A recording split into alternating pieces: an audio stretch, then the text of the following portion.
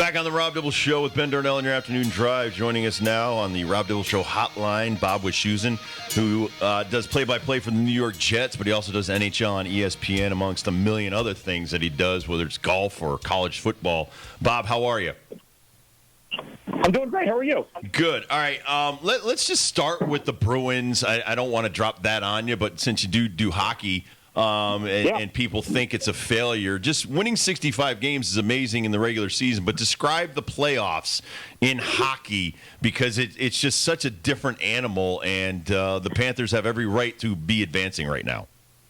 Yeah, you really only see this in hockey for the most part. It's got, I guess baseball. You know that, right? Like there is a much more, unknown quality about like anybody can beat anybody, and hockey kind of lives in between the world of the NBA and baseball. It's probably more predictable than baseball, but way less predictable than the NBA. Very, very, very rarely are you going to have a team who's a 1 seed lose to an 8. Even more rarely, if ever, are you going to have one of these historic teams, which is what Boston was, lose to, the last wild card team. That's what happened. You can get a hot goalie. You can have your goalie not play all that well. You can get some bounces that don't go your way, a breakaway here or there. Like Brad Marchand said, he missed that breakaway. I think it was in Game 4, and it's going to haunt him the entire offseason. So there's a little bit more of a haphazard nature to the NHL playoffs, which I think makes it great. And we got a Game 7 tonight, baby. Once again, New Jersey, New York. This series has been great. It was all road teams in the first 4, and then it seems like both the other groups woke up at home. What are your thoughts on this Game 7 and how crazy it's going to be? Well, the atmosphere obviously is going to be like everything that you would want, a big New York sports event to feel like. This has been as unpredictable a series as any, because the Devils got their butts kicked in the first 2 games. They got blown out, and then responded when you thought they might get swept by going to the Garden. And I thought the Rangers were dead after Game 5. To lose the way they did, to be shut out, to be completely dominated, to me it makes tonight's game 50-50. It's just because it shows you, again, NHL playoffs in general, but this series specifically, how unpredictable it is. Describe the Devils for us, because we spend a lot of time on the Bruins, Rangers, and Islanders, and we kind of forget that the Devils are right there. The Devils are an interesting team. They have a core of players who really their success has been built on, who are just kind of learning how to do this at this level, right? Like Jack Hughes, as a young superstar, really kind of became a superstar this year. He was in that, category of like the young, flashy players with like Trevor Zegras and whatnot that hadn't really learned how to win yet. This year, they set a record, the Devils did, for most wins in a season. They won more regular season games this year than those teams that won the Stanley Cup won.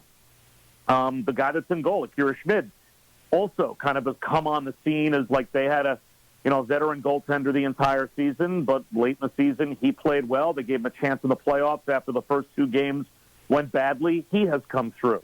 Guys like Jesper Bratt, but they also, in getting Timo Meier from San Jose, in having some veteran guys on the blue line, they brought in John Marino from the Penguins. He's been through it before. Dougie Hamilton, Damon Severson, like they have a really nice mix, I think, of veterans and youth.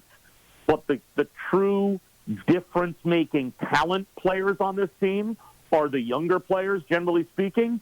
And those guys this year have taken, what did Bill Parcells used to say, like it's time to take the Huggies off? They have taken that step. And they have now proven that not only did they know how to win during the regular season, to be down 2-0 to the Rangers and lose the way they lost the first 2 games at home and go to the Garden and win games 3 and 4, to me, that was big time. Like, big time. And I think they're ready for this tonight. The Rangers obviously have been through this before. They were a conference final team last year, and they won both of the first 2 series in come-from-behind fashion last year. So this group has done this before. The Devils have not, but I think they're ready for tonight.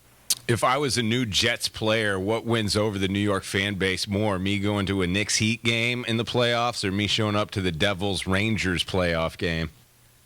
Touchdowns. You don't care about Rodgers showing up to any of these games? Yeah, whatever. It's nice that, you're on Celebrity Row, and certainly Aaron Rodgers has earned the right to be on Celebrity Row. No Jet fan cares that you're going to see the other team. All they want to do, they just want to know you're going to come and throw 30 touchdowns and 5 interceptions for them, have one of those kind of Aaron Rodgers years, and they're going to be relevant again. And that's all they care about. Talking to Bob Wischusen, New York Jets play-by-play. How did you think the draft went for the Jets? I think they did what they could with what they had to work with. It's funny, when you trade 13 down to 15 to get Aaron Rodgers, I think like 99% of fans probably shrugged their shoulders, and they were like, all right, well, what are you going to do? We traded from 13 to 15. They wanted, maybe they'll get a slightly better player than we'll get.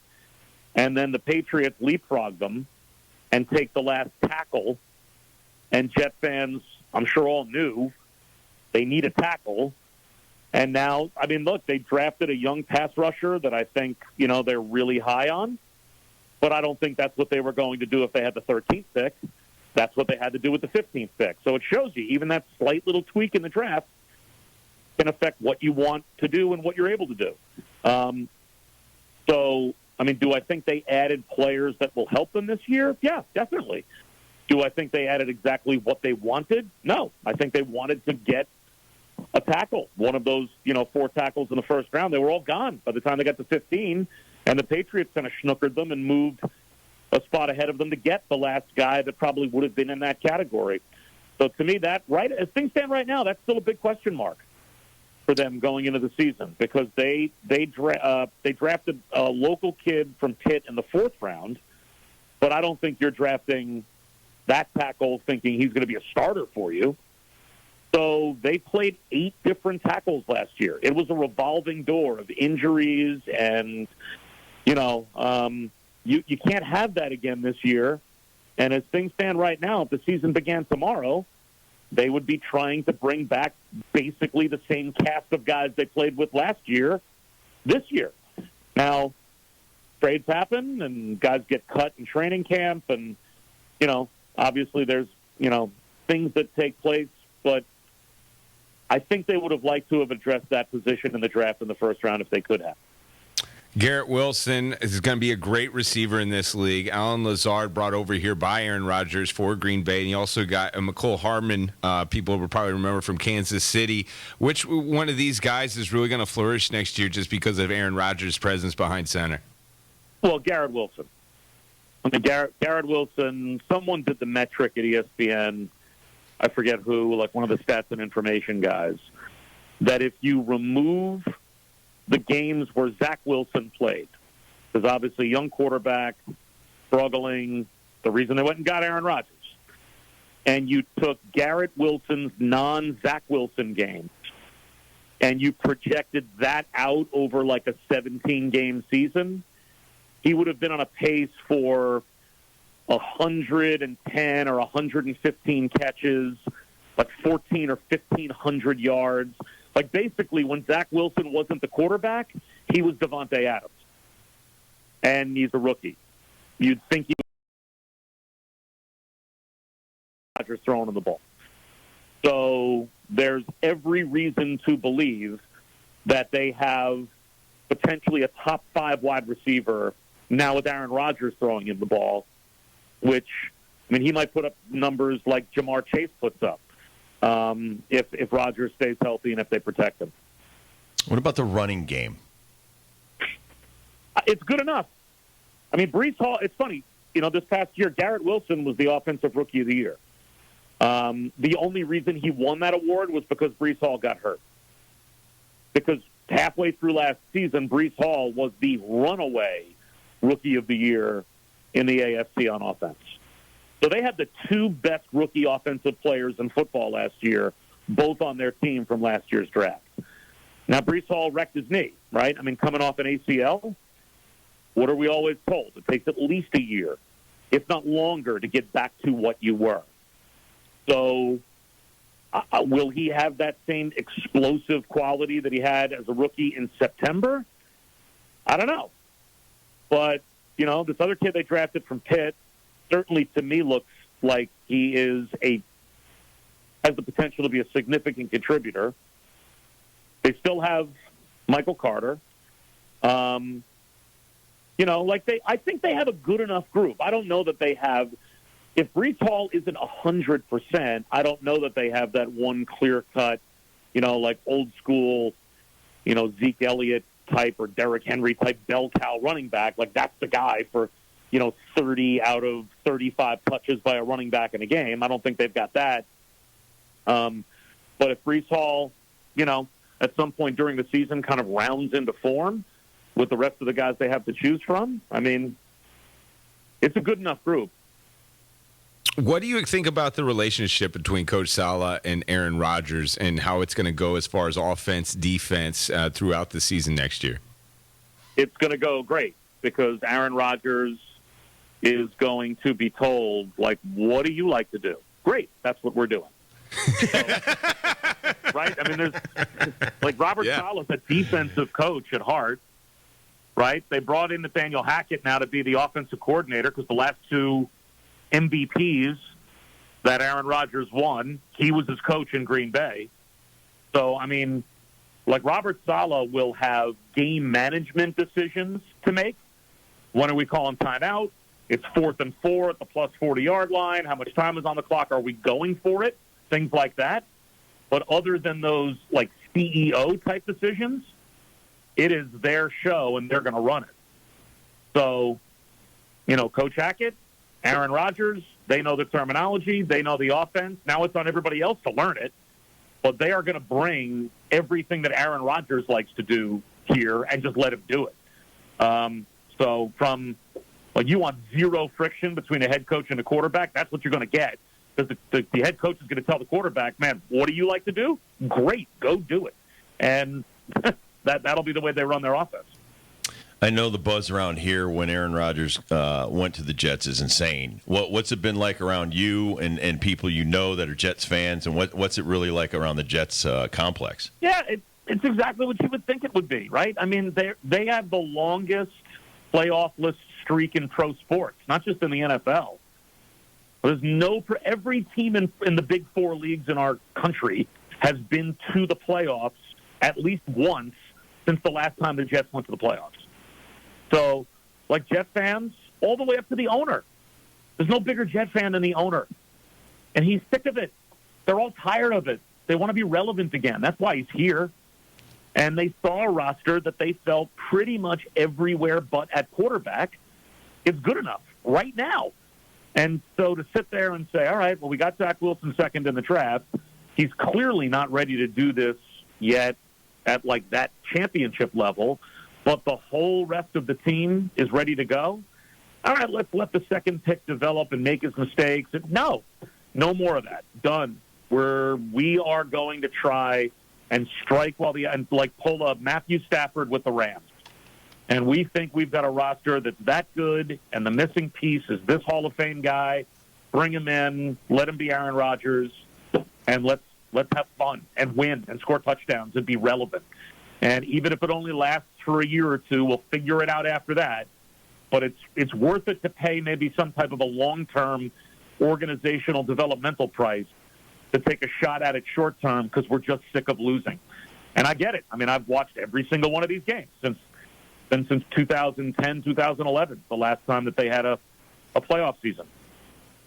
How much, too, Bob, is just the neighborhood, the AFC East of the Buffalo Bills' success, the New England Patriots that we know about, and then now the Miami Dolphins are also coming along. I mean, you got to do something in order to compete with these teams. Well, I mean, that's the Jets' whole history. Like, there's no team in sports that I can think of that's been in a division as dominated by the most important player in their sport as the Jets have been, and they've never been that team. I mean, you go back to 1983. The Jets are in the draft. They could have drafted Dan Marino. They didn't. They drafted Kenny O'Brien. Dan Marino went to Miami. In the exact same draft, Jim Kelly went to the Bills. Now, it took Jim Kelly a couple of years to get to Buffalo, but once he arrived, the Jets now spend the next 15 years, basically, with at least 2 Hall of Fame level quarterbacks in their own division. During that entire time, who was the Jets' best quarterback? And it probably was Kenny O'Brien, but he can't hold a candle to Jim Kelly or Dan Marino. And then literally, as soon as those 2 guys, the sun sets on their careers, Mo Lewis blows up Drew Bledsoe, and all of a sudden some guy you'd never heard of before named Tom Brady came trotting on the field. And 20 friggin' years later, they're in a division for 2 decades with arguably the best quarterback in the history of the sport. So, since 1983, they've never been this team. Wow. And there's always been a quarterback that's just as good, if not better, than Aaron Rodgers in their division. So, they're tired of being that, right? It's been that's close to 40 years of watching other teams have the great Hall of Fame quarterback. And outside of 1 year where they had Brett Favre and they were 8-3, and then he got hurt, and that year, kind of went up in smoke. That's it. They've never been that team. And so that's why they're doing what they're doing. Not only to keep up with what they think the Bills and the Dolphins are right now, but to also finally be the team where everyone else in the AFC East is like, oh, God, we have to go play that guy? And teams have never lived in fear of who the Jets have started at quarterback. Well, now they will. Bob, great stuff. Great conversation. We appreciate your time, man. Can't wait to do it again. Okay, guys. Take care. Thank you, Bob. Bob Wischusen, everybody. New York Jets play-by-play, ESPN, NHL, golf, college football, etc. Does a great job. When we come back, we'll do the first dibs question of the day, and we'll get into the NFL draft next hour.